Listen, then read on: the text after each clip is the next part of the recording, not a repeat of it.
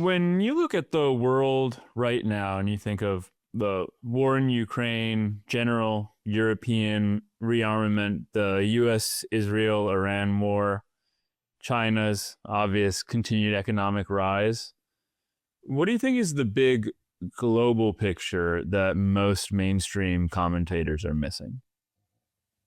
I'm afraid it is the decline of Europe above all else, the decline of a quote unquote West, Europe and the United States. The United States started its decline much later than Europe. It basically inherited the European empires, but they were in the process of disappearing. And so the United States got them, and then is now in the process of losing them because they learned across the latter half of the 20th century and now the beginning of this one that having crawled out from under European colonialism, they now have to crawl out from underneath the United States' inherited reworking of that system without the formal colonialism. Although you can tell Mr. Trump is reacting to that in his own blind way by fantasies of taking Greenland or making Canada into a 51st state or snatching Panama or whatever comes to his mind as he tries to prevent what is unfolding as he can see it, which is, as I say, half blind. Meanwhile, China, and it's not just China, it's everybody who's hitching their horse to that cart or hitching their cart to that horse, whichever metaphor works better. But the Chinese rise is relentless. It crosses more and more categories of product. They dominate now in electric vehicles. They dominate in the technology to harness energy from the sun and wind. They are becoming producers of modern technologically advanced medication. They are becoming equal to the Silicon Valley in every new technical AI or agent AI. I mean, wherever you turn, it's just, and their population is enormous, and their commitment to doing this is enormous. And with these advantages, they've taken the steps to build that initiative, Belt and Road, to go to Europe directly.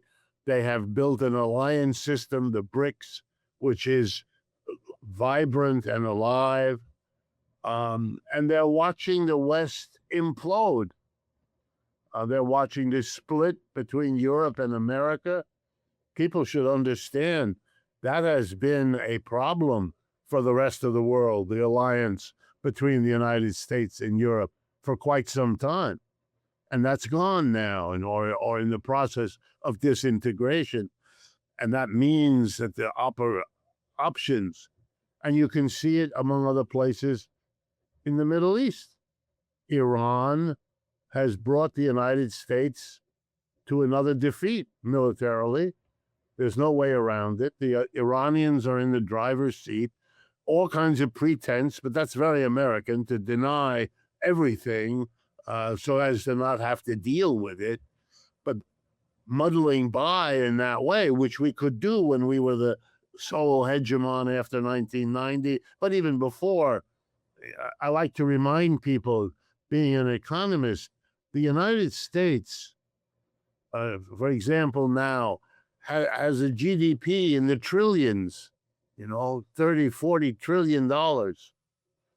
Russia's GDP is 3 or 4 trillion. It's not the same class. It never was. The so-called conflict between the United States and the Soviet Union was a mirage. If it had any truth, it had to do with nuclear weapons. They had those, and that was serious, and that was a problem, no question. But other than that, and that's why it's so important to understand that the relationship with China now is completely different. Yes, they have nuclear weapons too, so they got that going for them. But unlike anything Russia or the Soviet Union ever had, China is an economic competitor, a real one, a serious one. Their GDP is in the high teens, 18, 19, 20. It's not the American, but it's catching up. And it's in that league, and nobody else is in that league, including Russia. And yet the alliance, which the decline of the United States and Europe made not only possible, but by denying all of what I've just said, Europe is actually accelerating the alliance of Russia and China, which means that there's one part of Europe, and only one, that's hitched its horse to the Chinese rocket ship and is being carried up.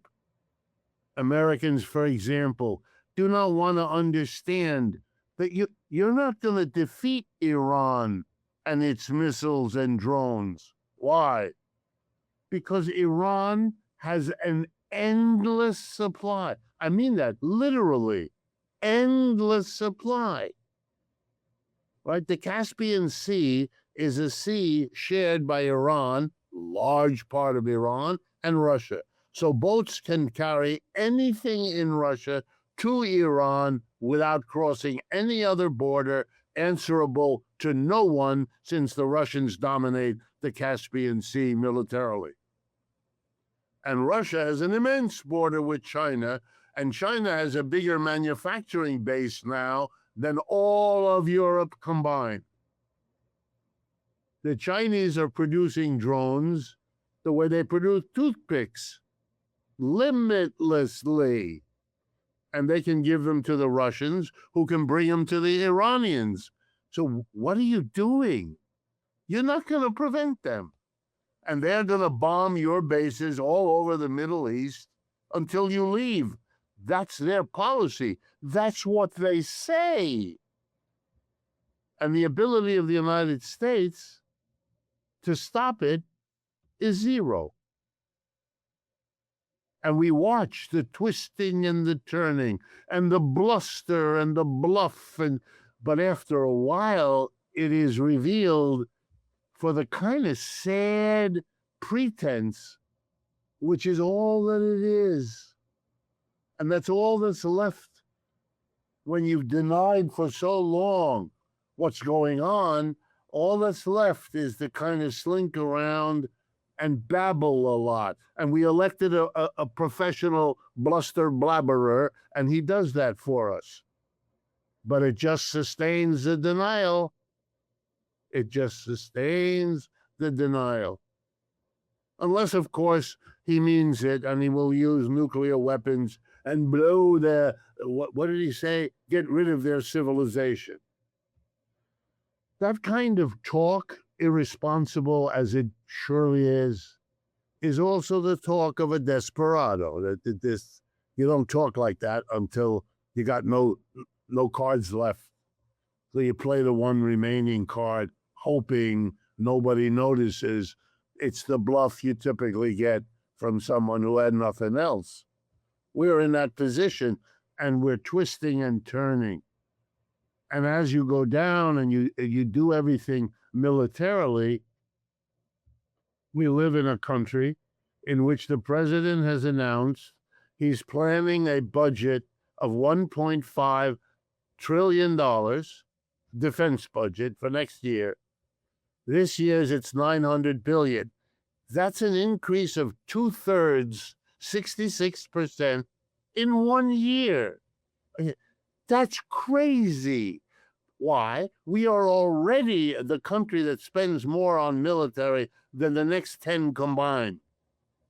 What is this?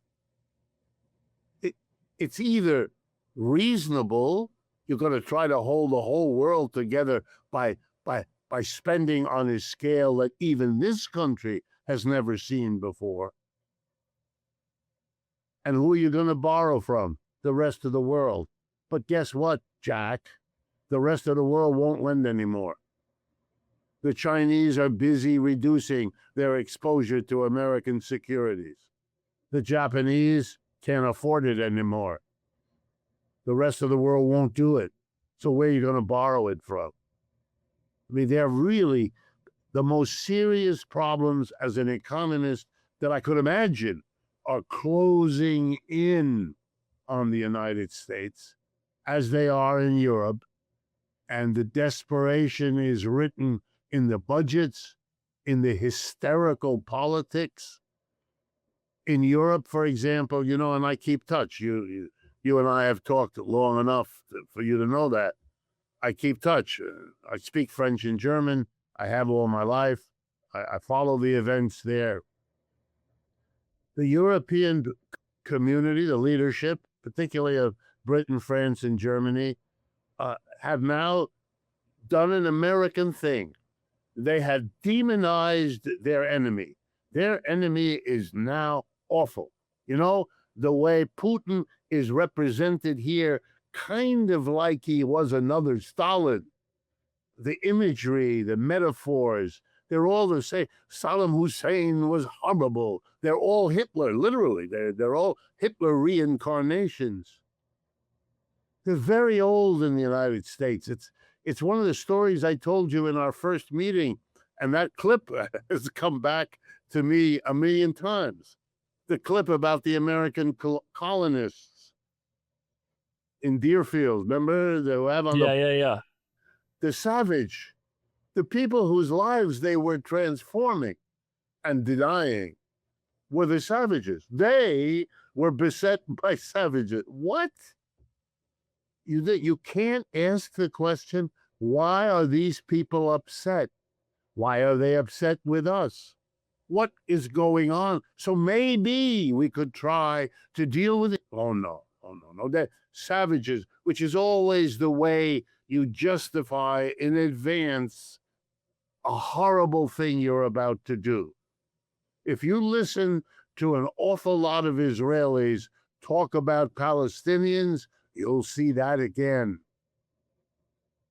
The dehumanization of your enemy is usually a sign that you're doing that yourself. It may or may not be true about your enemy, but it's about you. That's really what matters here.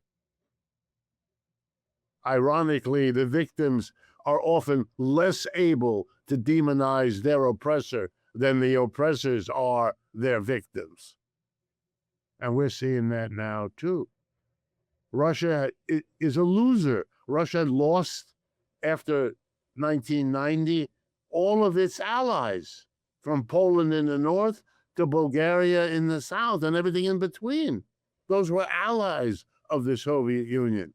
They were what an earlier generation called a cordon sanitaire, a protection. And Russia needed protection. It had been invaded by Napoleon. It had been invaded in World War I. It had been invaded in World War II by Western Europeans. I had to learn from the history books a little statistic I've been using recently. In World War II, the Russians lost, general estimate of most people, in the neighborhood of 24, 25 million people died in Russia in World War II. During World War II, how many Americans died? Answer, 400,000. And America had a bigger population to lose 400,000 than Russia did to lose 24 million. Those two countries are not going to understand war the same way. They can't. It's nobody's fault. It's just you can't have disparate experiences like that and they leave no trace. That's crazy. They do. So Russia lost its allies. It lost its protection. It feels endangered. Overmuch? Maybe. Exaggerated? Could well be. Wouldn't be surprising me. And then as these countries not only stop being allies, but one by one join NATO, an alliance organized after World War II to be anti-Soviet, anti-Russian. So Poland joins and the Czech Republic joins and so on. And now it comes to this former part of the Soviet Union, Ukraine, and they want to join NATO too, and Russia said, no, not going to happen. Not going. No more losses. Too many losses. No more losses. So Russia invades, breaks international law, invades. No argument. That's what it did. But it is reasonable to ask why. And it's likewise reasonable to ask, why are the Europeans mobilizing against a Russia on the grounds that it has to be held back from invading the rest of Europe? Russia never did that. It's the other way around. History is about Europe invading Russia. Russia just took 4 years to move across 1/4 of Ukraine in a war. Can you imagine what it would take them now, after expending everything they have in that war, to be a threat to the rest of Europe? It's silly. It's not going to happen. Do the Russians feel that way? Maybe.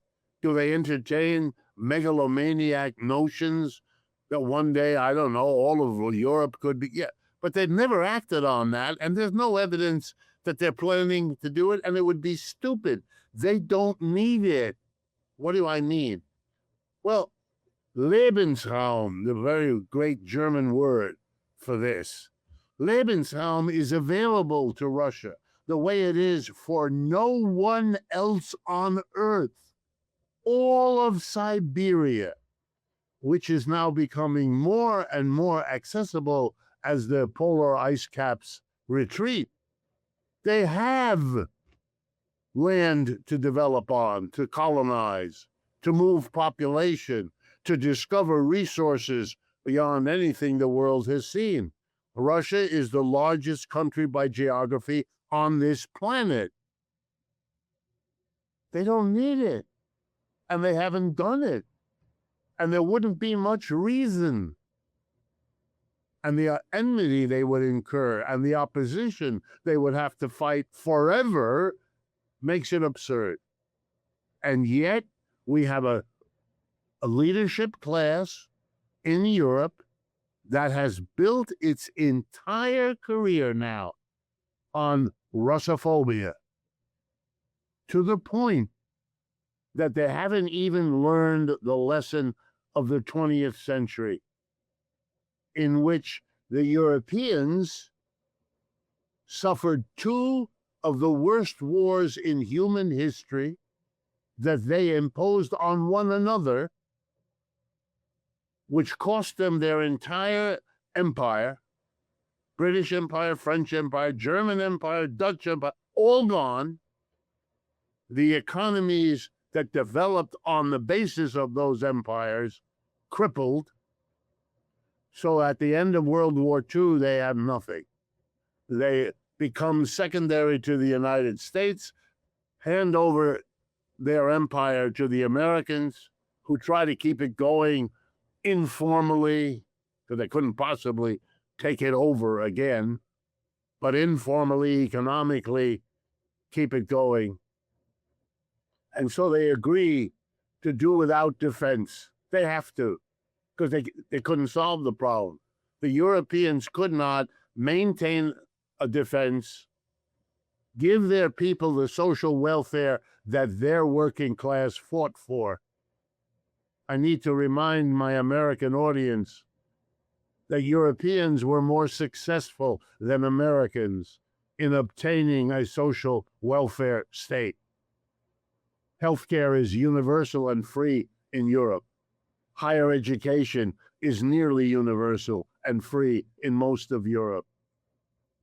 The social welfare is just way above what Americans have now or have ever had. Our New Deal approximates what the Europeans already had and what they have developed. There's no way the Europeans could have developed a military and paid for that welfare state and kept their rich classes super rich. They did that after World War II by handing the defense bill to the United States, which needed to do that, offered that deal. We'll take care of the defense. You don't have to spend your money. We'll do it. But we need to have the empire inherited so we can make the money, so that's a cost we can bear. And that was a good deal for the West in the second half of the 20th century. But now, with the decline, slowly but steadily, as the colonial explosion, the anti-colonial explosion works its way out, and the West can't leech off the rest of the world the way it once could, when it's becoming more expensive to get the oil, which is over there, and it's more expensive to bring the coffee and the tea, which grows over there, etc., etc. The deal between the United States and the Europeans becomes no longer viable. And Mr. Trump arrives and in his crude, blustery way tells the Europeans, get lost. We're not covering these expenses anymore. We have to protect ourselves as the empire declines. We're not going to protect you. It's too expensive. At which point the Europeans freak. Because if they have to pay for it themselves, where's the money going to come from? There's only two places it can come from. They can take it from the corporations and the rich, or they can take it from the mass of people. Well, given who the politicians are, they are the representatives of the corporations and the rich. They're not going to touch them. They are them. So what are they doing? Dismantling their social welfare state, provoking on the left and the right the political movements which have their organizations in Europe the way they don't here. They have their organizations, so between the left and the right, Mr. Macron in France, for example, is a minority government. He doesn't represent more than 20% of the people. All the rest of them are either in the far right or the far left. The dominant group in the national parliament, the Assemblée Nationale in France, for those who don't know, is the left, led by Jean-Luc Mélenchon, name you don't know, former member of the CP, Communist Party in France. He's the head. He's the real leader of France, waiting for the disintegration. We are in an amazing moment. We are living through the final collapse of Europe. The demonization of Russia is a way for the leaders of Europe to get their people, or at least a portion of them, to go along with a defense focus, saving their industry by giving them tanks and bullets and planes to produce. The government buys them because they can't survive any other way. Let me give you an idea. Earlier this year, there were meetings in the United States between officials of the U.S. government on the one hand and the leadership of the German Volkswagen Corporation. If not the largest, then one of the 5 largest capitalist enterprises in all of Germany. And the topic of discussion was moving their headquarters to the United States. Wow. It's called the deindustrialization of Europe. It's already well along between the competition from China, which they cannot match, and the fact that they were surviving on cheap energy from Russia, which the war in Ukraine closed off. They're done. They can't compete. They're finished. Volkswagen decided not to move, but they also laid off, they announced it 2 weeks ago, 100,000 workers. What? Try. We're not getting close to. We're at the edge of the cliff. And demonizing Russia is a way to rationalize moving the wealth out of the hands of the mass of people, cutting back health care, cutting back free higher education, cutting back what? Any hope Europe has of survival. For the last 500 years, Europe has been mostly the center of the universe.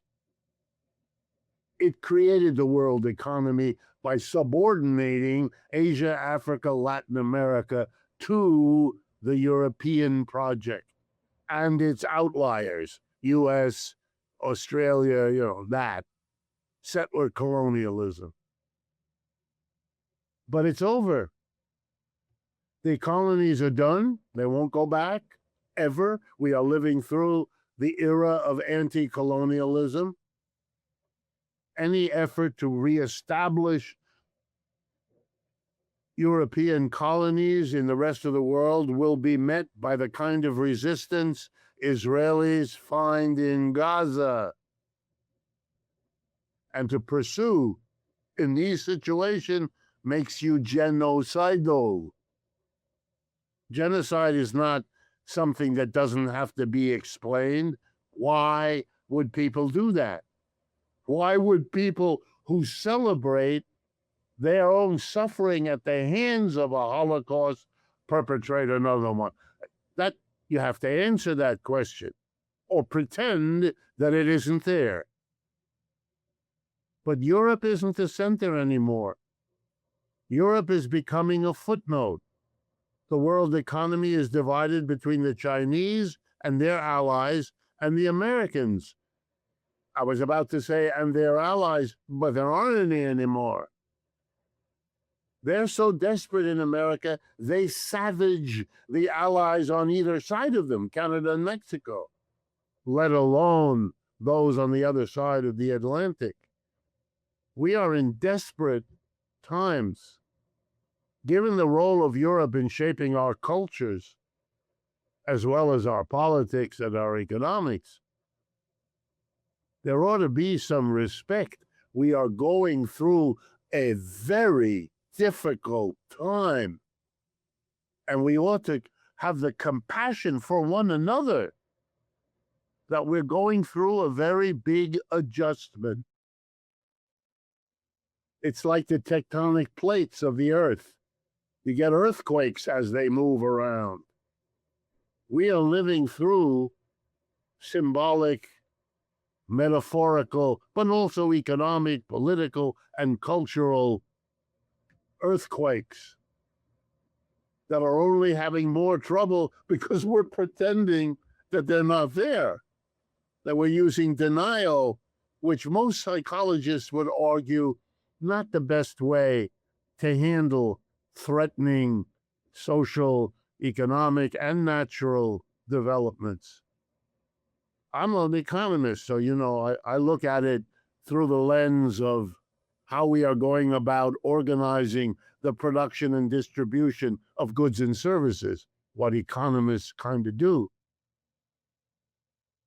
And though I haven't talked much about it, you and I have, which is the rise of the Chinese as an explosion of a new source of goods and services, and a society organized, and it has been now for 70 years, organized to win a place in the sun when the world was dominated by Europe and the United States. The Communist Revolution in China is very young. 1949 is the conventional date at which Mao Zedong takes over. That's not very long ago, friends, 75 years. And they went to work, as did many colonies. They went to work in China.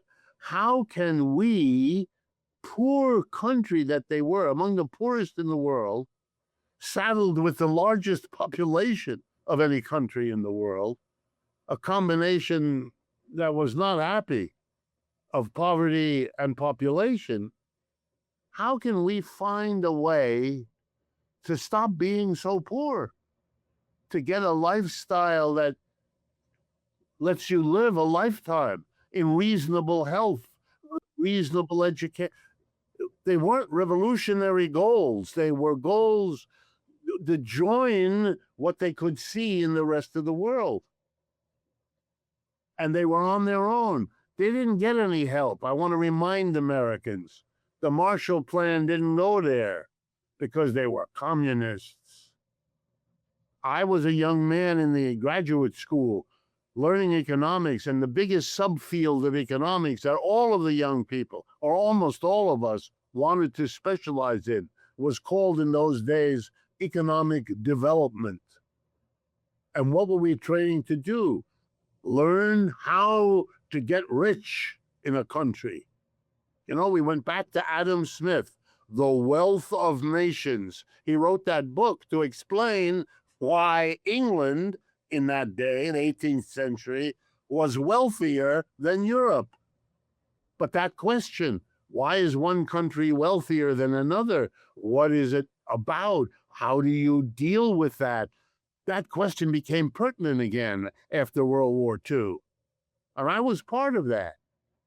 And many of my colleagues went to work at the United Nations or the USAID or Marshall Plan work groups, and went all over the world helping people, but not all over the world, not to China.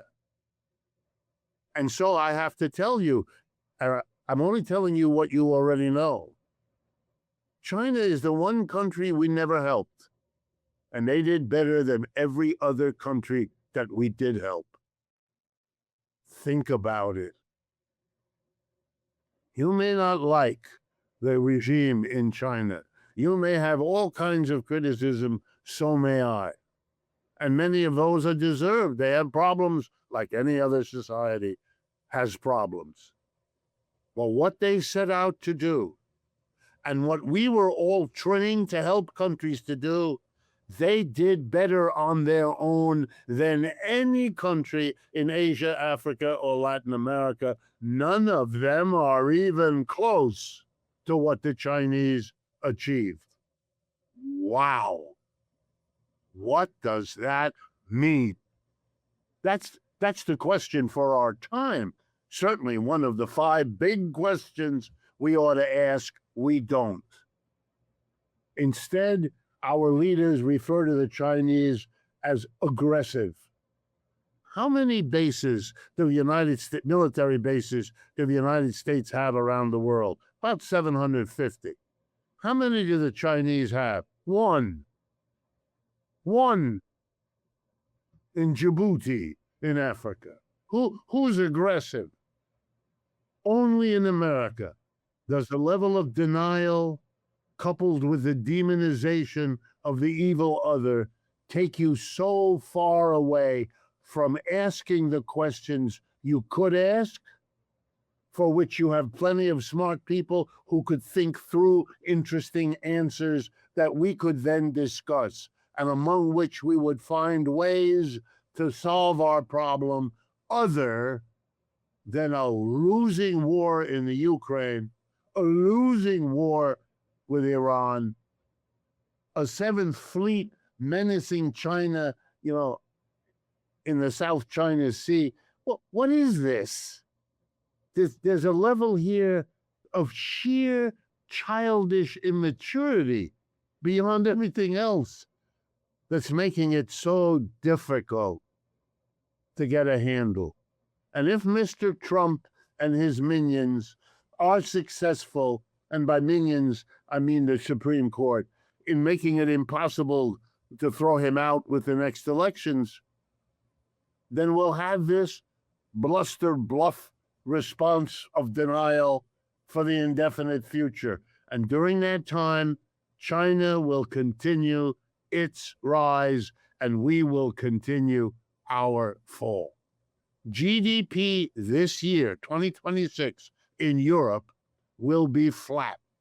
It'll be going down in certain countries, Germany, Britain, and barely rising in certain others. Here in the United States, we'll be lucky if we get 2%. In China, the GDP this year will grow at least 5%. There it is, friends, relentless and in the end, determinant of where we're going. Sorry, Robinson, you see, you wound me up and then, like the little bunny, I go until I hit the wall. No, I love it, and I know that our listeners love it too. One, I mean, there are lots of things to comment on, but just one is, after all of these conversations, I find it still surprising when there are so many new ideas I've yet to hear. And one, I don't think I was aware of the general importance and strategic significance of Siberia being this huge undeveloped swath of land for Russia, especially given, as you mentioned, the polar ice caps receding. Yeah, you know, we watch our leader talk about Greenland, you know, with his fantasy. The Russians don't have to worry. Denmark doesn't own any part of Siberia. They don't have anyone else to answer to. It's their country, from the Urals all the way to the Pacific Ocean. They haven't begun to do with that land mass what they could do, with or without the polar cap. You know, if development is what they need, that's not their problem, you know. And not only that, China has shown the world that you can do very well, thank you, with an enormous population on a much more constricted quantity of land. You know, it's a lesson the Israelis might think. You know, if you need more space, you can also go up. You don't have to go horizontal. You know, it's very, very strange. I remember when I was a student at Yale University. Yale University is a very, very, very, very, very rich institution, on the border of which is a very, very, very poor black ghetto. And they literally abut one another. And so you had a problem for Yale. How do you grow?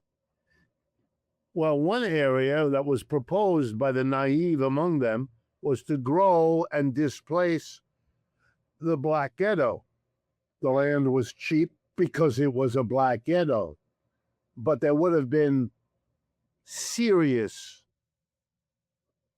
consequence. It would have been pushed back by a black community that had exploded in 1967, the year of the riots across America. There had been very bad riots in New Haven. And Yale is a very rich enclave screaming for the attention of bitter, poor people, especially because Yale is white and the poor people are black. So a smarter group of Yaleys got together and said, okay, we have to grow, but we don't dare not move the border. So they built up. So for the first time in the great history of Yale, they had dormitories that weren't 3 or 4 stories high. The dormitories are 12 and 15 stories high. They adjusted. Mm-hmm. You know, Israel can adjust. Well, the next thing I'd like to ask has a few ingredients. So, one, we mentioned colonialism, the military budget, nuclear weapons on the one hand. Then on the other, we've got the decline of the U.S. and Europe. And then on the third hand, we have the fact, as you mentioned, that you're an economist. And I'm not sure if Marx has anything to say about this, because you're our expert on Marx, not me. But what exactly is the connection between war and economic decline? Economic decline. let's start in the broadest sense. And here's what we learn, and Marx is very helpful in this. Marx, in case you're wondering, Marx wrote about the decline of European dominance. He was very interested in the Chinese economy, the Indian economy. He read up on it. He had lots of commentary on it. Just like he had lots of commentary on the United States, which he found very interesting as well. I don't know if you know, but he was for many years a reporter, a European correspondent for a New York newspaper. And in his capacity as a correspondent for a New York newspaper, he wrote some of the best analysis of the American Civil War you can find anywhere. The role of slavery, the role of the Civil War, the dominance of the North, what it meant, all of that. Anyway, what we've learned through Marx and others, not just him, about the decline of empires is this. Every time an empire declines, and a footnote, every empire has, which ought to sink in, the Roman Empire, the Greek Empire, the Ottoman Empire, the Dutch Empire, the you name it, empire, born, evolved over time, and then passes away.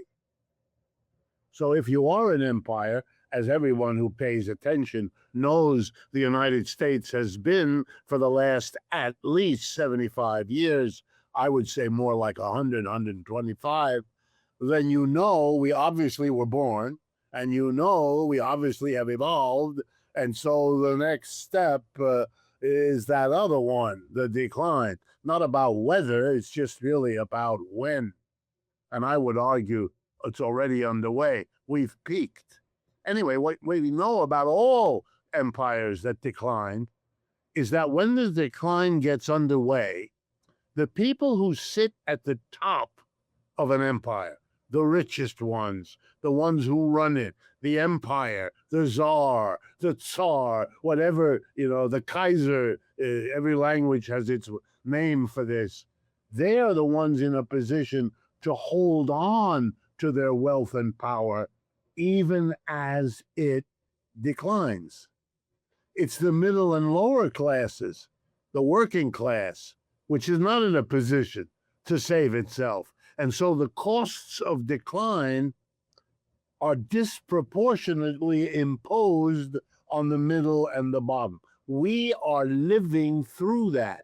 When Elon Musk, the richest man in the world, stands there with a chainsaw, if you caught that image, proudly announcing in the early days of Mr. Trump's second term how he's taking a chainsaw to the government bureaucracy, getting rid of the education department, firing all these scientists in the CDC, and so forth and so on.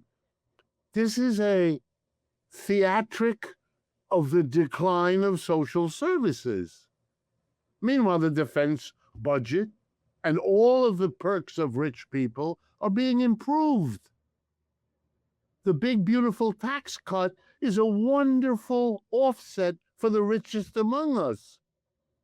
Whatever they might suffer from a declining government budget for social services, they can now afford as a private expenditure because of the taxes they just got reduced. I mean, it is obscene what's going on, especially if you know that history.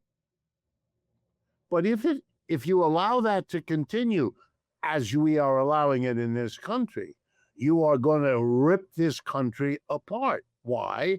Because the mass of people are going to have, sooner or later, a realization that they are being deprived. American literature right now is full of signs of that. Article after article in mainstream media is talking about how Gen Z is getting very disappointed. My students are coming to me. They're not getting jobs the way I had it, being a professor with tenure at a major university. My students can't get those jobs. They're disappearing. My students are adjuncts. They teach 2 semesters over here at this school, and they run across town and teach one course in the evening on Thursdays at that school. What is that? They can't do any research. They're busy grading papers. More power to them. They're heroes and heroines in my mind. But I understand, and so do they. I'm sitting here in Manhattan. I just watched, basically, young people, 35 years of age and younger, do the work of winning the mayoralty election a few months ago for a young Muslim socialist, self-proclaimed, who's the mayor of our city now. This is a city with an enormous Jewish population. He's a Muslim who, when asked, what will you do if Benjamin Netanyahu visits New York, his answer was, I will have him arrested. The majority of the Jews of New York voted for this guy. He is the mayor. He is a socialist. Serious. He's a member of the DSA and all of that implies. How's this possible? Because those young people are angry and upset. They were taught to expect and believe that they would live a certain kind of standard of living, have a certain kind of job, not exactly this one or that one, maybe not their number one choice, but that they don't have that. They have zero security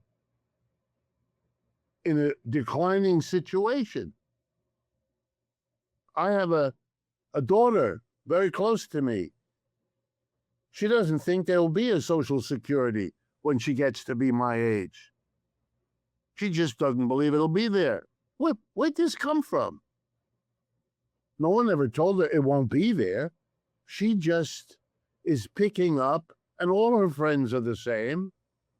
Their whole attitude towards the country is completely different from what I grew up in. So I think we are already well underway, and the country is being torn apart. In one part of the country, the decline in their situation is made them turn to the right. That isn't surprising. This is a country that has flirted with the right wing all my life. It has repressed the left and encouraged the right. If people get under pressure and don't like the consensus anymore, then of course they will go to the right, at least at first. If the right doesn't do anything for them, then they'll go left. I think that's what's going on in the country right now, and I think it will continue. And it's beginning to scare the people at the top as they notice we just had another election and several more socialists won to sit in Congress from the New York area. And I believe it's happening in Colorado, in California, and so on. And it will happen more. So when the empire declines, after a certain point, the people on top realize, uh-oh, we're holding on, but the situation is getting away from us here in America. The rich are holding on. They got wonderful tax cuts. They love Mr. Trump. Oh, yes, he overstates it. Oh, yes, he's screwed. But boy, has he taken care of us.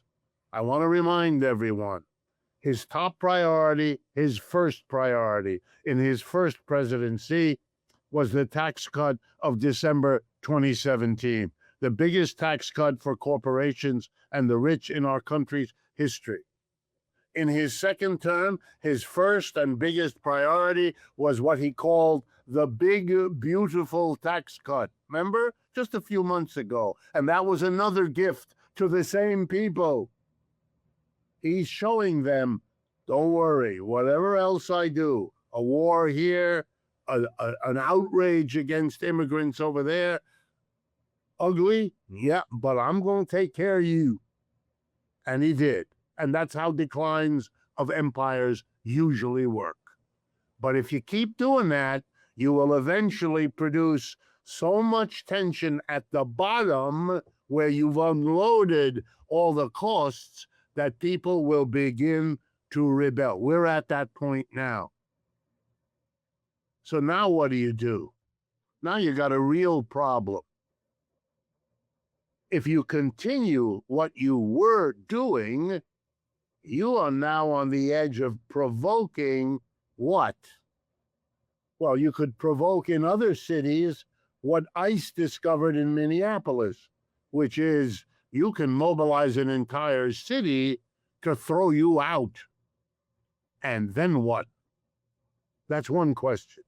Well, one answer to that question, let's call it the Hegseth answer, is to 66% increase in military and literally organizing ICE as a private army on top of your regular army. The repressive, many empires have tried that. That never works. Between the end of the social services, because you don't have the money anymore, and the overwhelming costs of the military, it blows up. It just blows up. That doesn't work. What else can you do? Well, you can entertain fantasies. In America right now, the fantasy is we can control the Middle East. You can't. We grab Greenland. Won't be easy. Grab Canada. Won't be easy. Retake the Panama Canal. Won't be easy. What have you got? Demonize China. We can do that, but we will certainly do that. But where does that? Won't solve much. For 25 years, we have tried to slow down China's development. And maybe we did. Maybe we slowed it. For much of the last 75 years, they were growing, between 5 and 9% a year. They now grow around 5%. So maybe the United States gets some credit for but it's still way ahead of us. So to imagine we're going to be more successful in the future than we have been in the past, there is no reason to believe that. So my conclusion is that we are a shrinking empire. Let me take a small microcosm to show the importance. Iran is now going to be forever in control of the Strait of Hormuz, which remains a major passage for large parts of the world's international trade, not just in oil and gas, liquefied gas, but also in derivative products from oil and gas that include fertilizer, jet fuel, helium, and several other important commodities. And it's going to be a cost. Ships that go through that canal are going to give some money to Iran because Iran is going to police it. Iran is going to control it. Iran is going to keep it clear. And Iran wants some of the wealth that its area makes possible. It's taking advantage of its geography, just like lots of other countries take advantage of their geography and always have. But it's a cost for the United States. It didn't have to pay that. We are all going to pay a little more. Even if the things we buy do not themselves cross the Strait of Hormuz, they rely on something in their production that does. And that cost will filter through. And then there are all the other countries that are watching Iran figure out how to become a player in the world economy. Not just a source of wealth for others, And if I had time, I would take you through the history of Iran. For a century, Iran has been the plaything of Western, European, and American colonial powers. Initially, the British Empire, as so much of that region was, divided between the British and the French. Back in 1953, an effort was made by the Iranian people to elect a government, which they did democratically, reasonably democratic election, puts into power a man named Mossadegh, became very famous. And his election in 53, he was committed to a campaign, make the oil underneath our land that Allah has provisioned us with become a source of wealth for the Iranian people, not the British who controlled it. Immediately, the United States and Britain, CIA, MI6, went to work and overthrew the Mossadegh government and installed their own leader, a man named Shah Pahlavi. And that was the Shah of Iran, who ran the country from 53 to the late 1970s. He was a dictator. Who cared? Nobody. He operated with the Sadegh, which was the secret police. Generations of Iranians left the country because it was a dictatorship. Many of them moved to Los Angeles. Many of them moved to Paris. There are huge Iranian expatriate communities in all those places that were exiles from the colonization of that country. In the 1970s, the religious leaders, the ayatollahs and the mullahs of their branch of Islam, rose up in revolution against the Shah of Iran. He had to leave the country, which he did, and he went into exile. Where did he go? He went to the United States, where he was welcomed by Kissinger, Nixon, and all the rest to his real home, which is here in the United States. And the mullahs and the ayatollahs took over. Immediately, the United States went to work to try to unseat them again, now that the empire role had been inherited by the U.S. And we've had nothing but enmity from the late 70s to today between the United States and Iran, culminating in the war a year ago, June of 2025, when Israel and the United States attacked Iran. American memory being what it is, you may not remember. It was called the 12-Day War, which will give you an idea of how long it lasted. But never give up. You cripple them. You claim to cripple them. Mr. Trump announced, I'm now going to quote him, obliterated their nuclear potential. Well, as I mentioned to you earlier, you can't do that because Iran is allied with Russia and China, and the nuclear potential there exceeds anything you can blow up without yourself being blown up. And that craziness we haven't arrived at yet. So now what has happened?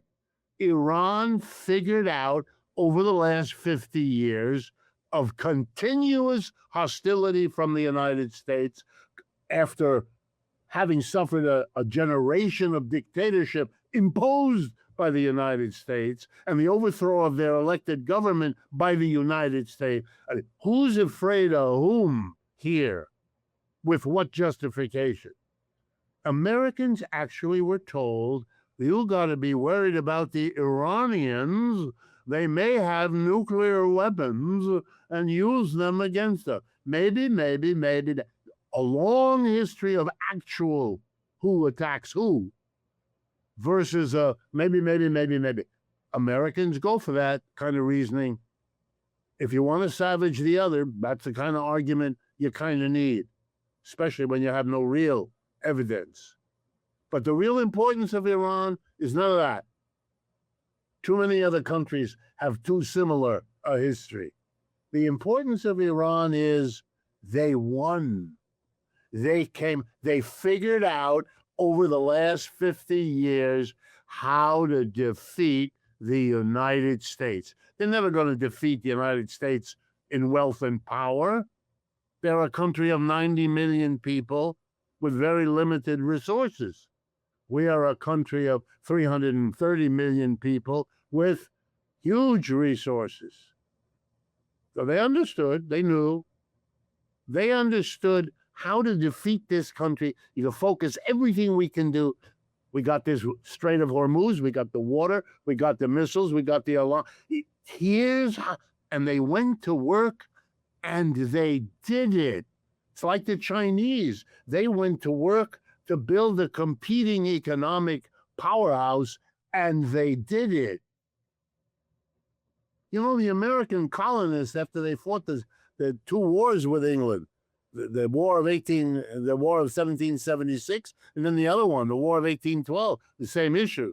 When they were finally independent, they went to work to become a powerful economy, and they went from being a poor, backward North American colony into being the American dominant global economic power. All that the Iranians and the Chinese are doing is that. They have to find a different way because they face a different set of circumstances. But focusing in that way, the irony is that the Iranians showed other countries how to do it. They're learning it in Oman right now. They got a piece of that strait also. They're working with the Iranians to control the Strait of Hormuz together. All the other countries in the Gulf that sit on oil and gas, you can bet right now, this is very important, they are busy rethinking everything. That's why the war in Iran is important. Every country is rethinking everything. Every country realizes, whoa, we thought the United States ran the show. They couldn't run this show. They've been bested. They can't control this. They can't. We thought they could. We have military bases in Bahrain, in Kuwait, in the United Arab Emirates, and so on. We had the military bases there to protect us. The Americans said they would protect us. They didn't. We're target practice for the Iranian missiles. And they get here all the time. Israel's Iron Dome. Does that protect Israel? Not at all. These powerhouses aren't. We've hitched our futures to the wrong horses. And we got to change. We've got to rethink. We've got to send a delegation to Beijing to talk to the Chinese about covering our bets. We can't be the American friend. That's too dangerous. Look at the missiles that hit us. Look at it. We don't want this anymore. And the Iranians are in a position to do that to us any time they want to. Uh-oh. Now what? Every country, but also every large company, including every large American company, they won't tell you about it, but they're having meetings right here. And I'm blocks away. I'm talking to you from Manhattan, downtown New York City. Few blocks from me, they're having meetings all the time. I know some of them personally. How do we reconfigure our supply chain? Can we get around the Strait of Hormuz? Is that cheaper or more expensive than paying something to the Iranians to get our ships through there? Should we stop relying on petroleum and go electric. Oh, but we can't go electric because the United States has a 100% tariff on Chinese electric vehicles. Well, let's send our lobbyists to Washington to get the tariffs reduced so we can get the same high-quality, low-cost electric truck that our competitors around the world are buying from China every day. Everything is changing, including here in the United States. The adjustment to the changing global economy is fully underway. And in that story, Europe is fading into a place we will in the future look at for mainly quaint historical tourism. I should stop there. Well, Rick, I hope you know that even though we have these conversations for our audience, I get so much out of listening to you speak, and I always learn so much every time we talk. Well, so I tell you what I'm doing. I try to ask myself the questions that should be being asked as a general conversation of the United States.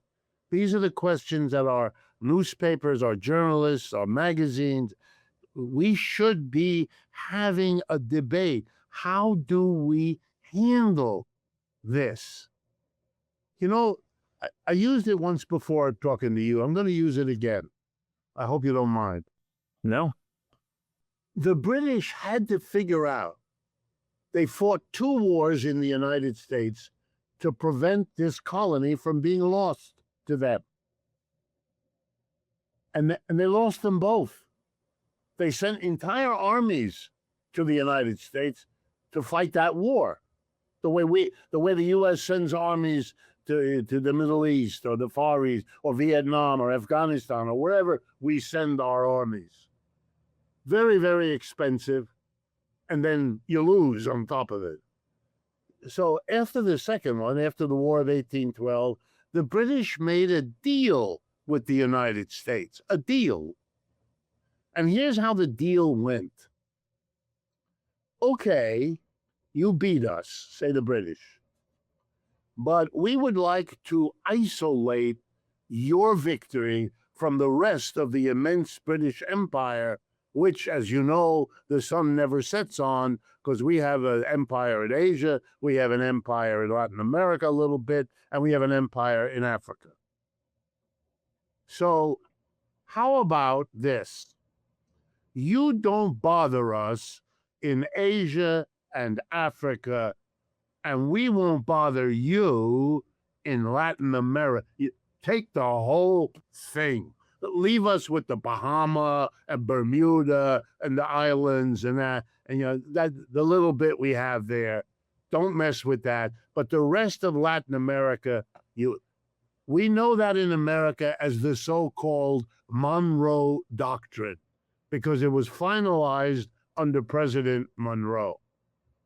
But it was an outgrowth of a deal. And you might think of it as a deal in which the British ruling class says to itself, we can hold on to most of our wealth, our power, everything that we've made possible in the British Empire by ripping off India and the rest of our empire. We can live with the loss of North America, as long as it doesn't infect other parts of the world. We don't want the Indians and the Africans to realize what the Americans did. And the United States said, great. In exchange for you not sending another army and working a deal maybe with the French that we have to worry about, you come at us, because the French had a history in Canada and the French had a history in Mexico. Ooh. So we cut a deal. All I'm saying is the United States might want to think about that and ask itself the question, Might the Chinese mean it when they say they would like to make a deal? Give them the room to grow and become wealthy too, which is what they ask. Make room for them. Will it cost you a little? Yes. But your effort to stop the Chinese is one big fat failure. So what have you got to lose? You might avoid a horrible war. You think a war in Europe or a war in the Middle East is dangerous. You're going to go up against the Chinese, 4 times your population, now almost your equal economically, with a nuclear weapon arsenal. I mean, are you kidding? You're going to be that stupid? No, I don't think so. And I think you can have a basis. We should be talking about this. I ask myself the question, then I try to answer the question, or even to let my imagination help me try to answer it from different perspectives. And I tell you, the benefit of doing that exercise is you get a larger, better, more inclusive story to tell, picture to paint about what's going on. And if I have anything to offer any of the audiences I deal with, it's an attempt to try to understand. It's a very human thing. No matter what the problems are, if you understand them, it's a big step forward. Even if you can't solve them, to understand them. You know, why do we go to a therapist? We're having trouble in our relationships, in our studies, in our work. And we go to a person who helps us think through our own evolution as a person to help us understand where these problems come from. In that understanding is a therapy. It's therapeutic to do that. Well, I'm trying to be therapeutic about the dilemmas we face collectively, socially, nationally.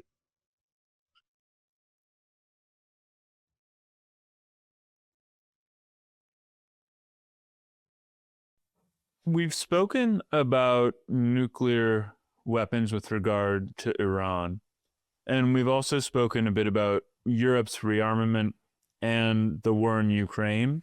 And I'm wondering if you think that there is a genuine possibility of nuclear war in either sphere or both. I'm afraid my answer is, much as I wish I didn't say this, I think the potential is there, and I think it's serious. And I will tell you why. In both places? No, I'm thinking of Europe. In the Middle East, Iran isn't going to do it, probably because it doesn't have the weapons. And if it did have the weapons, which it doesn't have, there's no evidence that it has them. If it did have them, it would be so self-destructive to use them that it's hard to imagine. I don't think the United States, the stakes aren't high enough and the risk too high. There is one player in that situation who might. That's Israel. And might they use it? I think so. And their situation is becoming desperate. Their alliance with the United States is now more, what shall I put it, frayed, questionable, in trouble than I have ever seen it in my lifetime. So, are they in a position of desperation? I think so. Without the United States, they can't survive. They have been now on a war footing for many years. They're not a very big country, 7-8 million people. I'm talking about the Jewish part. The other part is so repressed and suppressed that I'm putting it out of the story. It's part of the story, a very crucial part. They have not defeated neither Hamas nor the Palestinians, but the 7 or 8 Jewish citizens of Israel have worked themselves into a corner. They made a decision that military was the way to secure themselves. And in the process, I'm a Hegelian on some level, they've made themselves deeply insecure. So insecure that they might do something crazy, like use a nuclear weapon on Iran. Extraordinary. But no, I think the greater danger is in Europe. And the reason is the step-by-step escalation. What the John Mearsheimer, who has a great deal of wisdom about these issues, even though he and I are politically light years apart, he's a person you can learn a great deal from. I assume you know who he is. He's a political science professor at the University of Chicago. Very, very, very insightful about these things. Anyway, he calls it the escalation ladder. It was Russia that invaded Ukraine back in February of 2022.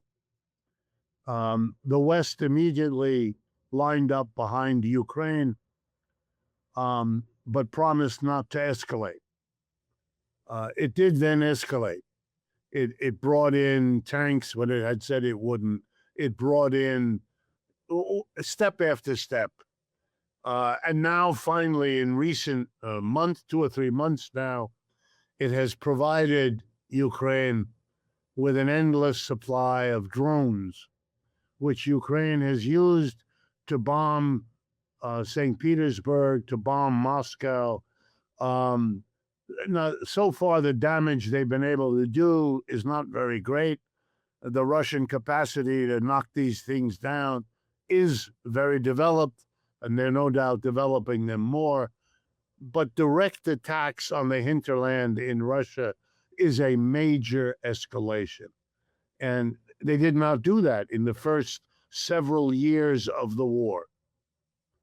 And during that time, Russia slowly but methodically defeated the Ukrainian army, even though it was financed and equipped by the United States and Western Europe, to the point that the biggest joke about the war in Ukraine traveling around the world is that the West decided to fight the Russians down to the very last Ukrainian.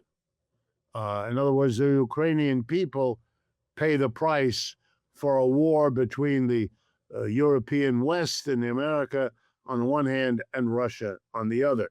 During that time, that war has been escalated every step of the way.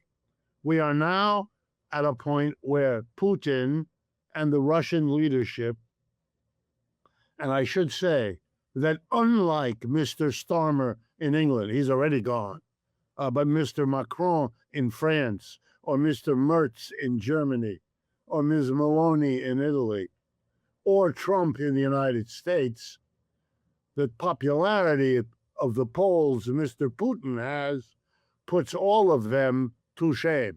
He is extremely popular in Russia. I only mention it not to justify him or polling, neither of which I'm a great lover of. But you don't see the daylight between leader and follower that you see on the other side. We can't know what Mr. Zelensky's position is because he hasn't allowed an election since the time of his service ran out. His term is over. It was over quite some time ago. He forbade new elections. He operates as a dictator. Whatever you think of that, that's the reality that we have. The Russians have announced that this latest provocation for them, this latest escalation, will be responded to. And they are taking their sweet time to decide how to respond to the fact that the Ukrainians are using drones.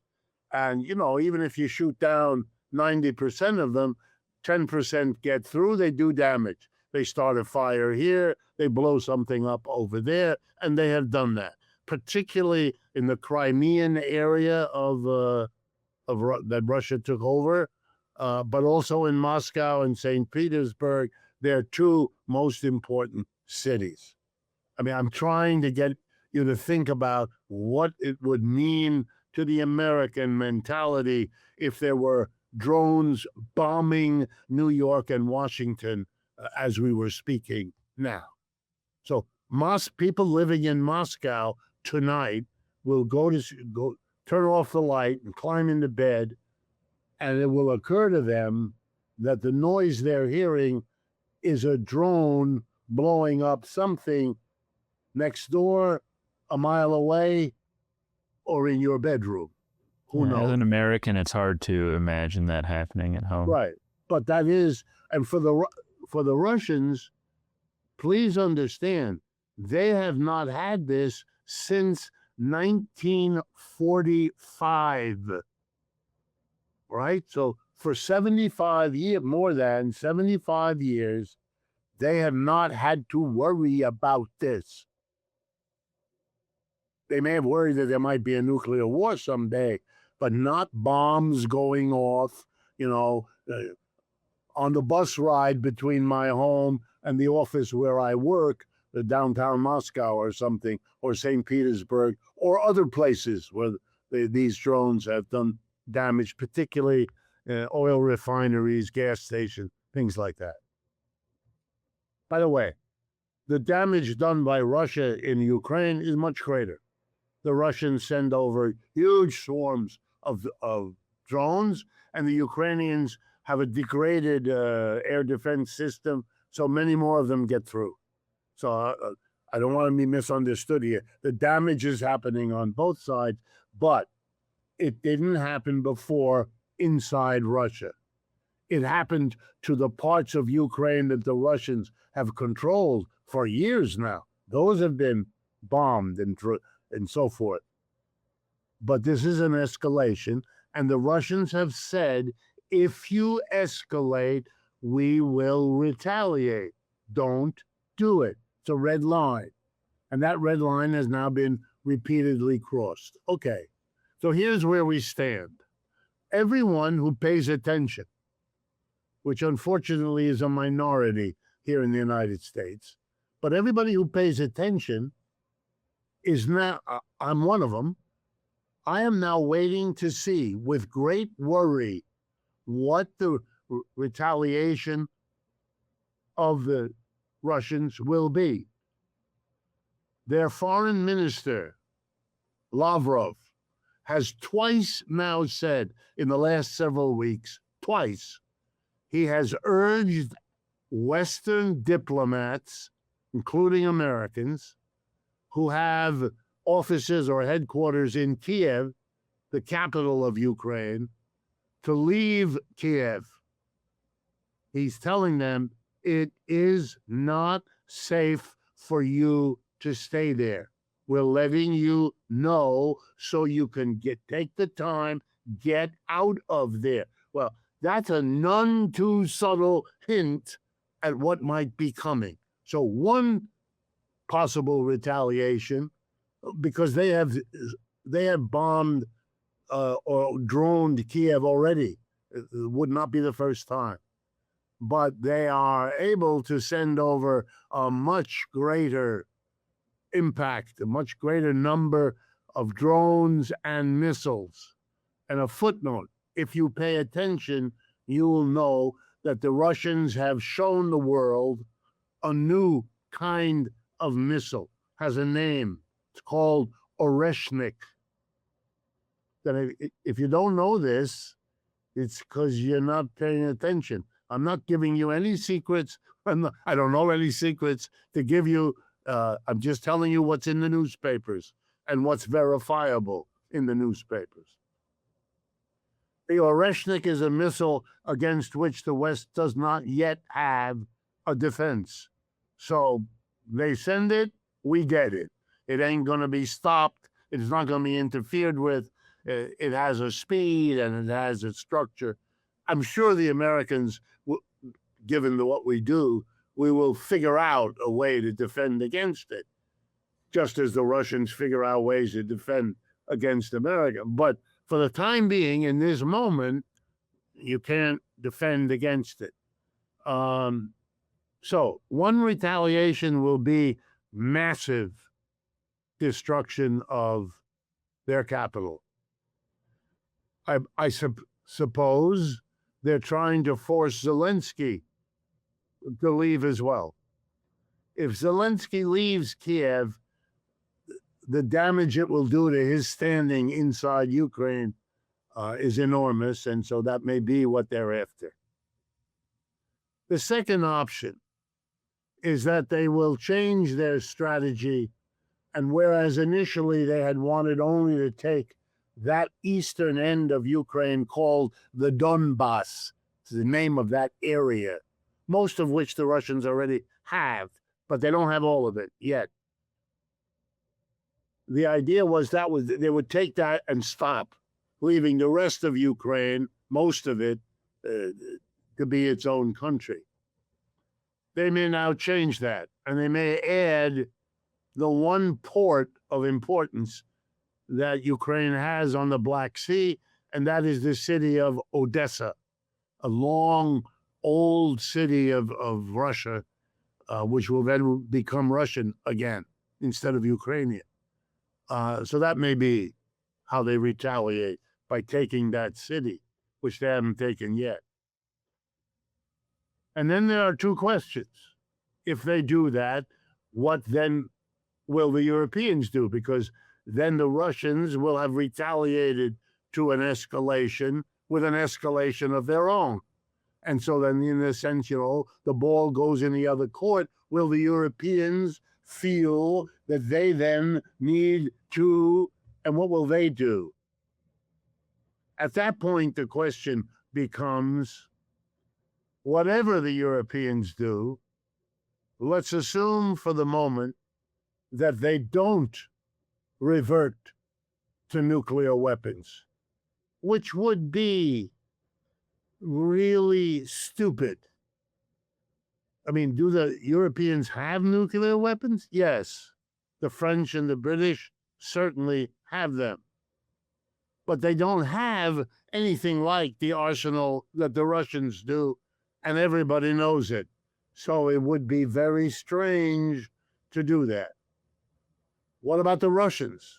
Well, Mr. Putin has 2 or 3 times now basically said, not exactly in these words, but pretty close, that if the escalations continue, that would be the last step, leaving the impression that he would consider, it's called tactical nuclear weapons, because you're trying to contain the impact so it doesn't become, the free-for-all in which everybody's missiles are destroying everybody else.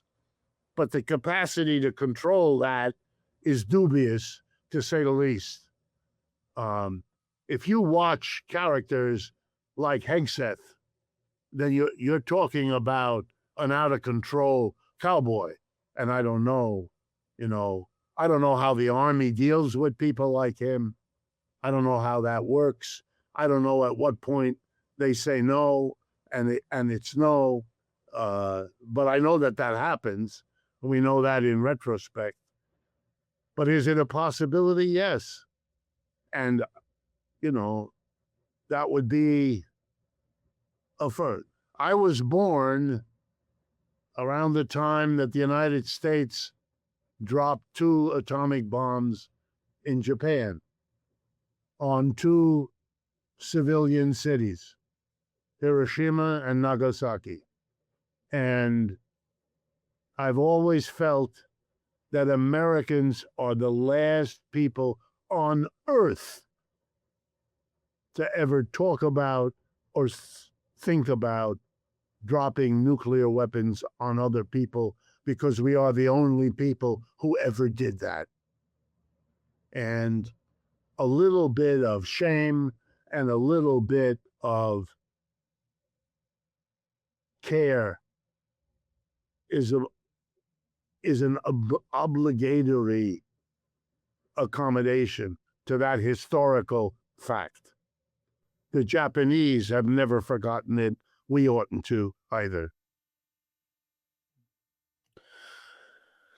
If you think that a nuclear war would inevitably lead to a world war, what do you think a world war in the 21st century, especially given today's geopolitical landscape, would look like? So beyond, or even direct military conflict, would there be proxy wars, sanctions, cyber attacks, energy warfare, or all of the above, things I haven't mentioned? All of those are possibilities.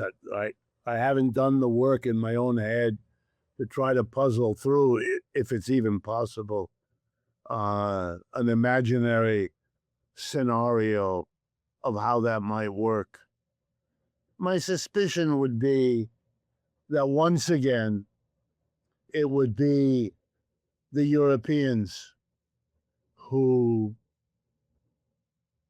do that kind of craziness. And I mean, not just the Europeans that are in Europe, but the Europeans that have settled in North America, Australia, New Zealand, South Africa, all of that, the settler colonial outreaches of European culture and European politics.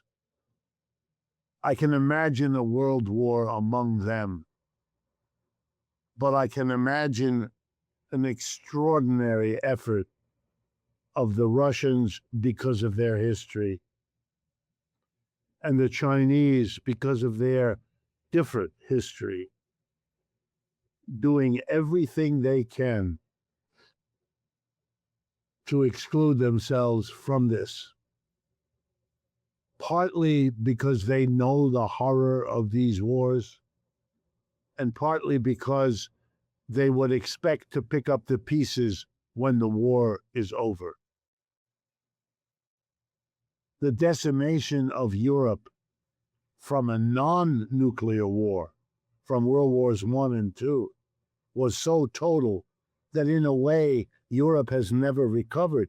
It did recover in the formal sense, but its position in the world lost forever. They're done. Their colonies are gone. Their role in the world is gone. Their economic, political, military, in no way. Europeans are an afterthought. They're not relevant anymore. And terribly painful for them. No preparation of their people for this. No preparation now. It's mostly, as I said, denial that they are committed to, pathetic as that is. And I think it's a warning shot. If the next war does to the West what the last two did to the European part of the West, and that's a good shot, a good bet, well, it'll be the Chinese and the Russians and the Indians and the Brazilians who pick up the pieces. And they know it. And I think they will keep out of the war knowing that they will inherit, much as the United States inherited what was left of the empire, the economic core of it. The politics was gone. All of these countries became independent, led by India, but all of them.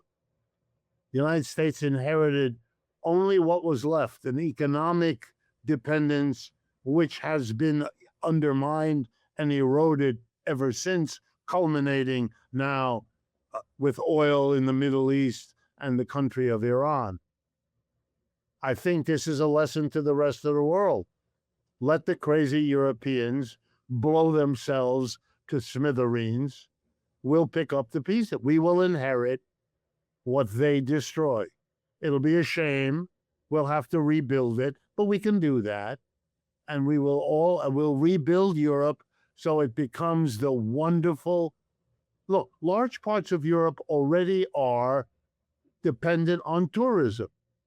Now, all of it will become dependent. It'll be one big, in France, one of the great areas is called the Valley of the Loire River. And the valley of, I don't know if you've ever been there, but the valley of the Loire River, it's about a 2-hour drive from Paris, west of Paris. It's a beautiful river, and it always was. Has a special kind of wine that is grown there, Loire Valley wine, very famous around the world. And along the way are the chateaus of the Loire, and it's a major tourism area. You drive down from Paris and you visit these medieval castles. This is what they are, one more spectacular than the other. It's a fantastic tourism, but that's all it is. Very little industry, very little anything. It's tourism. Lots of tourism, a beautiful place to be a tourist, etc., etc., etc. And the French food and the French wine and all the rest. And now, more and more of France. It's already a country that depends on the wine and then the cuisine and the fashion, and that goes with tourism, and other people will produce what the French once did.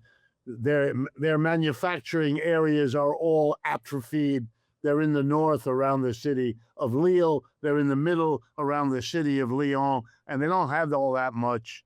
It's the tourism, and that'll be, what is Britain? Britain is a cold, wet island off the mainland of Europe. It hasn't got much going for it, and it'll be less and less and less.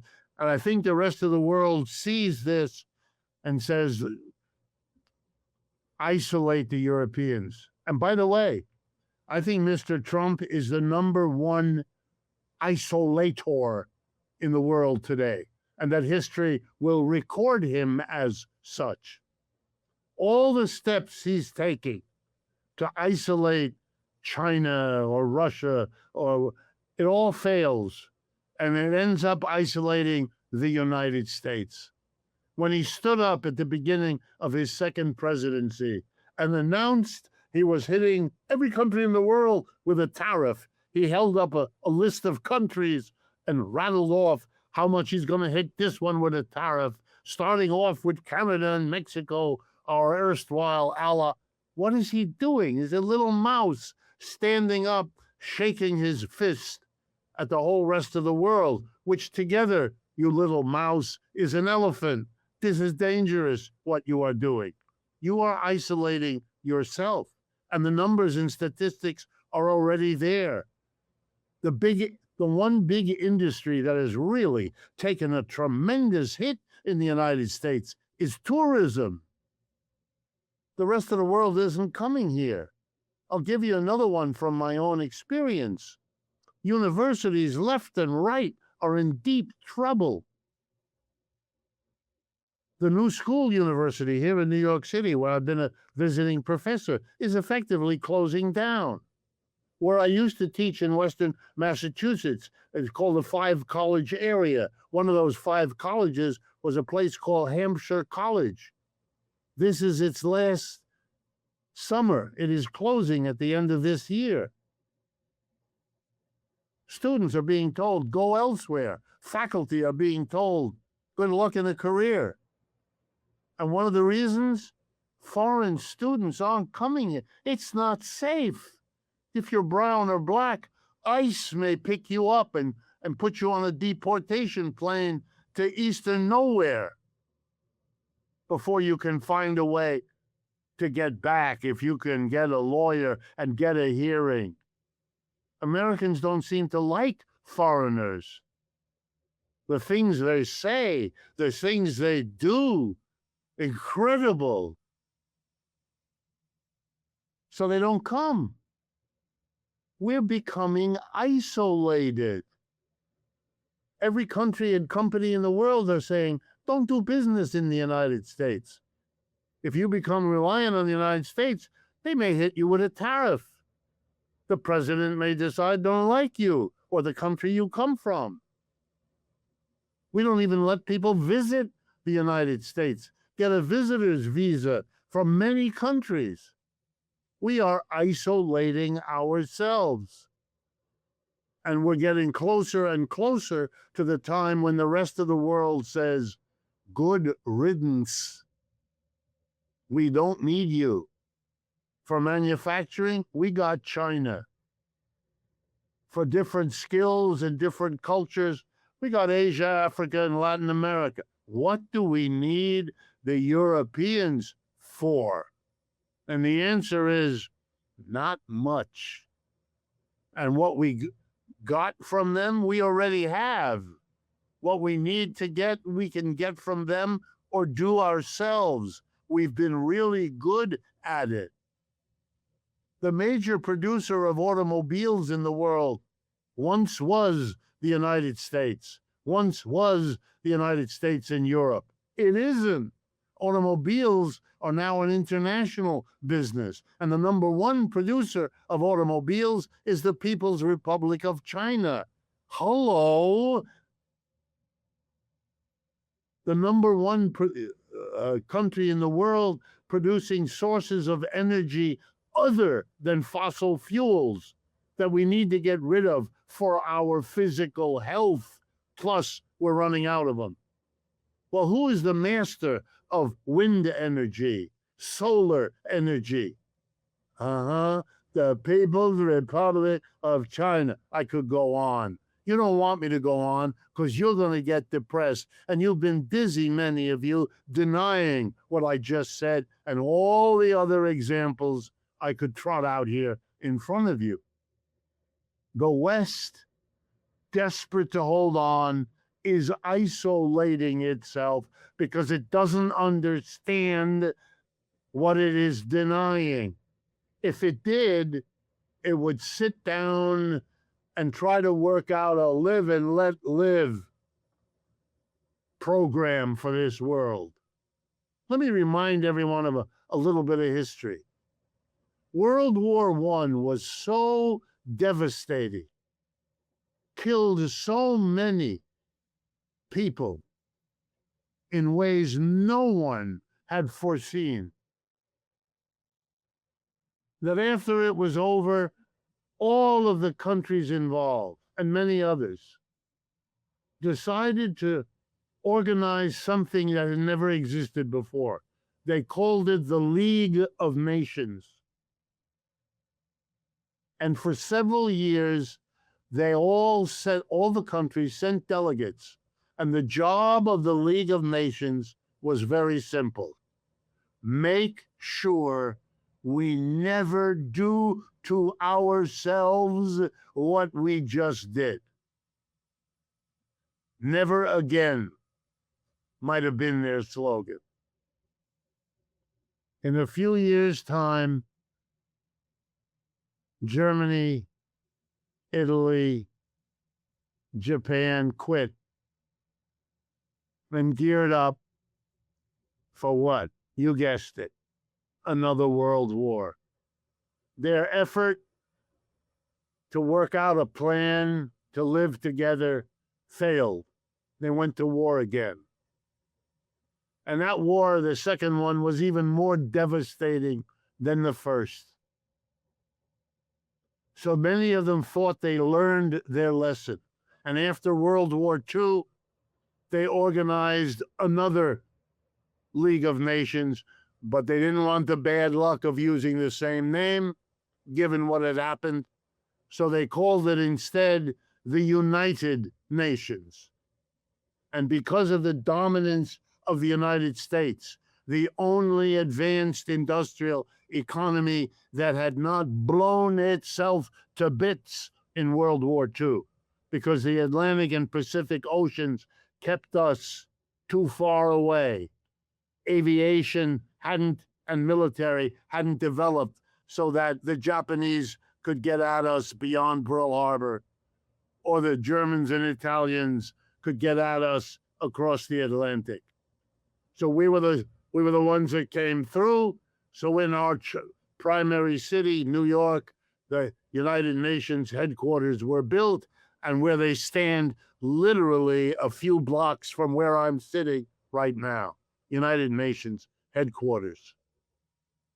But over recent years, the United States has pulled away from the United Nations, refusing to pay its share of the costs. looking down on the United Nations, largely ignoring the United Nations. That's what Germany and Italy and Japan did after World War I. Not a good sign. Could we maybe, whether we call it the United Nations, which is already there, or something else, couldn't we at least talk about working out an institutional arrangement so we debate these issues, argue, find compromises and peaceful solutions? None of the long-term problems of any European country were solved by these horrible wars. The wars set them back. The wars drove millions of people out of those countries who never went back. Those countries have had to deal with the enormous short, medium, and long-term costs of these horrific wars. Really? More of them? That ought to be a conversation that we have. It isn't one we have, but it ought to be. It will be the conversation once the phase of denial that we are a declining empire sinks in, and we stop denying it, we face it. It's the young generation that probably have to do it. The older ones are so deeply caught up in the nonsense of imperial dominance that they can't. They will take to their graves the pretense. If you want a wonderful metaphor, it's been going on the last few weeks, or at least the last few days. It's Mr. Trump's official celebration of the 250th anniversary of the United States independence by having what he thought was a quintessentially American institution, the state fair, that many of our states have in the summer or more often in the autumn harvest time. It's a leftover of the time we were an agricultural country, which is itself a peculiar kind of nostalgia. We haven't been an agricultural country for a century. This is quite a while. We are, in case you've missed it, an urban country. The overwhelming majority of our people live either in a city or in a suburb of a city, and often in a suburb where they work in the city where their suburb is where they live. We are an urban culture, but not our president, who, by the way, lives in New York and Miami, which are two of our larger cities. But anyway, he wanted a rural, so he had a state fair. It is very remarkable because, since it is an exercise in nostalgia located in a city, D.C., nobody's attending it. It's completely staggering aerial photographs of empty. It is so perfect. This exercise in denial of our urbanity, in nostalgia instead of asking the hard questions, in a celebration rural instead of urban, well, there you have it. You have a country that is denying its own decline, helping itself to the idea that if they increase their military budget by over 65% in 1 year, and they already have the biggest military budget on earth, that craziness passes for reasonable, will be voted on probably by a majority of people sitting in the Congress, then you realize how far denial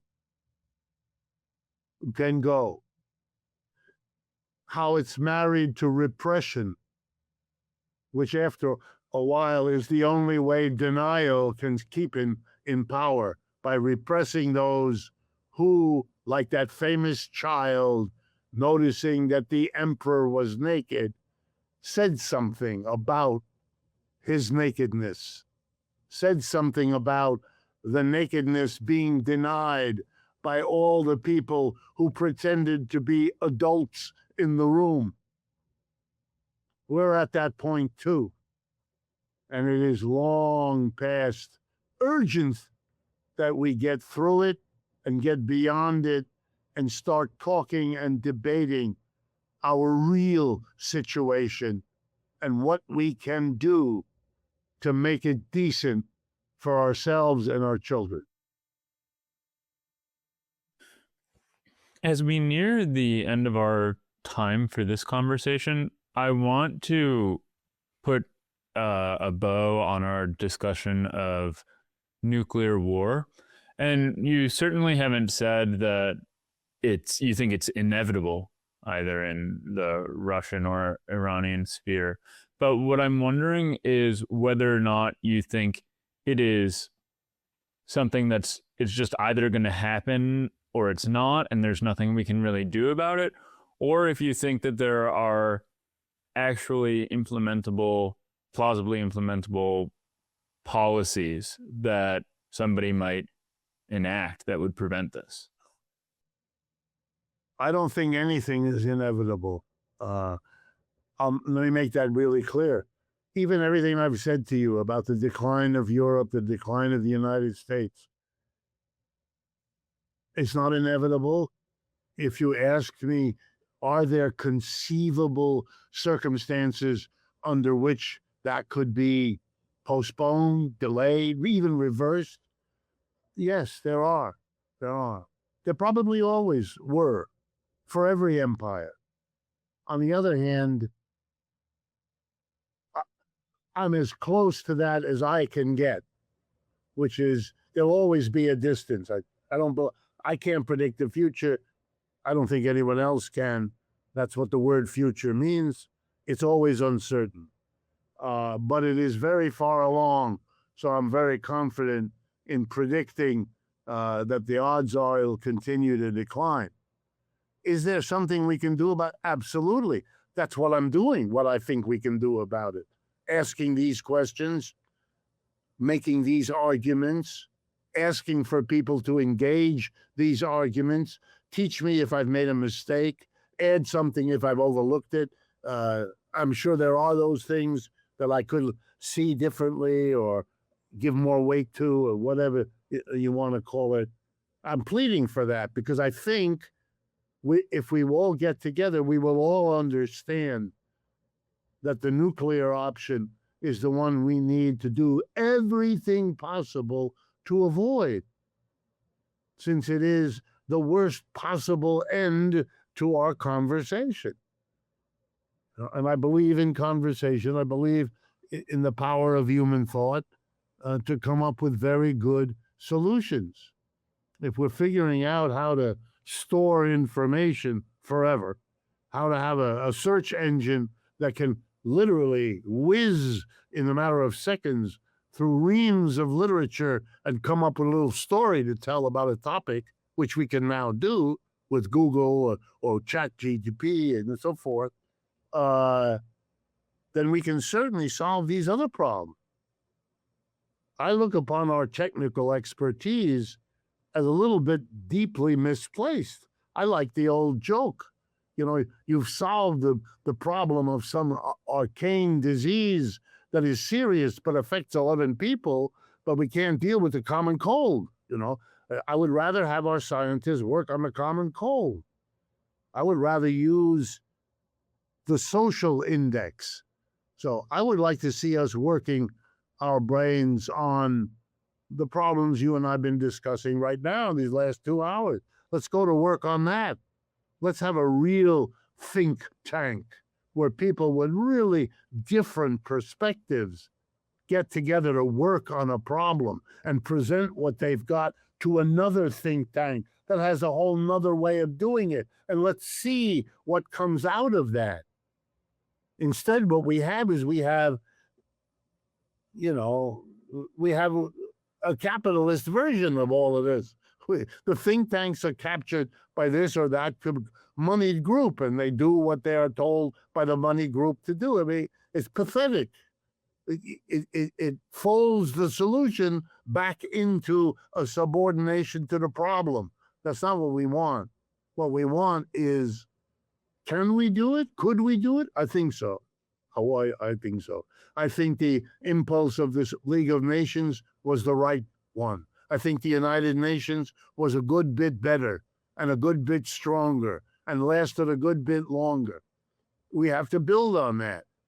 And we have to be serious. And we have to include the people we disagree with. Nobody's outside the pale. No more. And for Americans, it will have to be learning the lesson. You can disagree with people who see the world differently from you. You can't demonize them. You don't have to allow yourself to be demonized either. But the demonization is dangerous because it is childish. When a toddler has a little truck taken away from them and runs towards a little boy or girl who took the truck, meaning to smash them in the head with another truck, an adult intervenes and tries to explain to the child, you're entitled to feel bad about the loss of your truck. You're entitled to demand it back.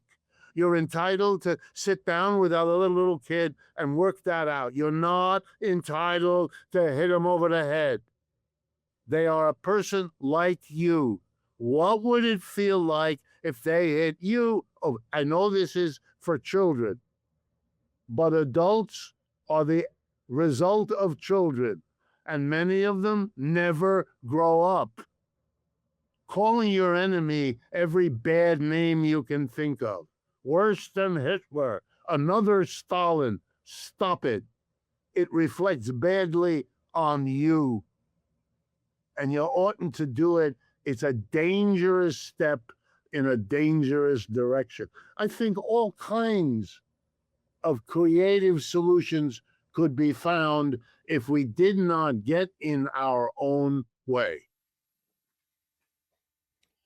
And the pessimist in me, though, thinks, sure, I can conceive of creative solutions that could avert possible catastrophes. But the fact of the matter is that the people who are in control of our future, the Putins, the Trumps, the Netanyahus of the world, I feel like they're not listening to these conversations that are being had. Okay, then the solution is to either make them listen or get rid of them. And eventually people do it. You know, I know it's a slow process. I don't remember, but I probably have reminded you of a famous politician whom I admire for many things. But this politician was berated by his colleagues who said to him, my God, it's taking a long time. The people are not acting. We have these terrible leaders, like you just said. They were pessimists, like you. It takes so long for the people to realize. And he looked at them and he said, you know, you're right. For decades, he said, it feels like nothing happens. And then in a few weeks, decades happen. That's the answer. It takes a very long time. And then suddenly, although the minute you look at it, it isn't so sudden, but it seems suddenly everything goes very fast. A year ago now, July, last day of what is it? Today is the first day of July.